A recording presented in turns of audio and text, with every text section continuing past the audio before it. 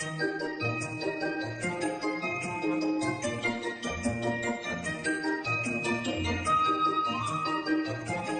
was once a baker who had a shop in a small town in America. This baker was not a very kind man. He never gave his customers any more bread than necessary for their money, and he never smiled. But he was a very good baker. His bread was the softest bread that you could imagine. Sometimes customers paid for their bread and started eating it there in the shop. And his cakes. His cakes were really delicious. People came to his shop from all over town.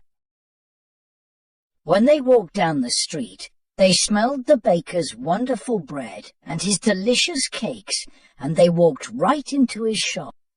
But not everyone came inside. Some people just stood outside the shop, smelling and looking in through the windows. The baker didn't like this. Their stomachs are full of the smell of my bread. I'm giving them a free lunch, and I get nothing for my hard work, he said to himself. Perhaps there's some way to put those delicious smell in bottles. Then I can sell them, just like I sell my bread. One winter morning, very early, the baker was in his shop making bread. He wasn't singing happily while he worked. He was complaining to himself about getting up early, about the cold weather, and about anything that came into his head. In the middle of all this, he looked up and saw someone looking in through the window. It was a young man wearing an old coat. He was looking at the baker's bread, and he was hungry. He was smelling the fresh bread and smiling. When the baker saw him, he felt very angry.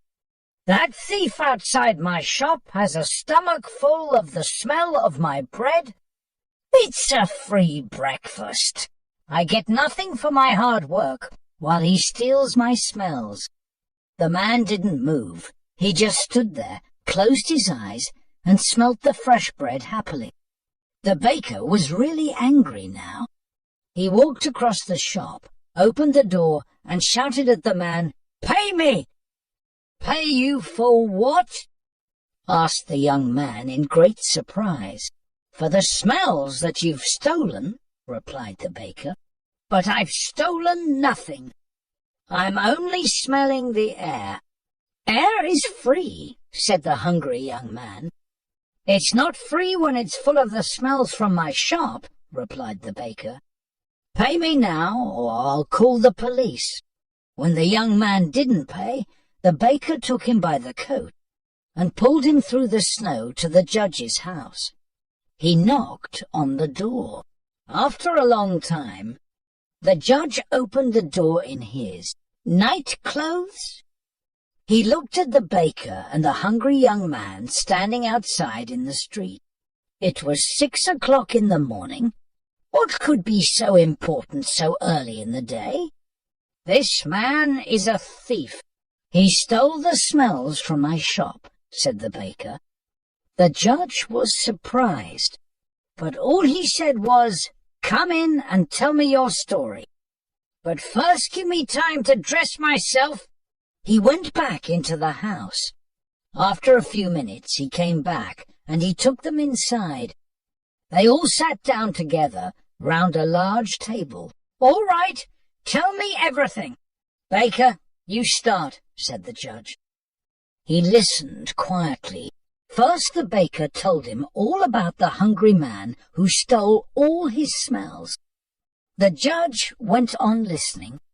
Then the young man told him that air was free and that any man could have as much as he wanted. When they finished telling their stories, the judge was silent for a few minutes.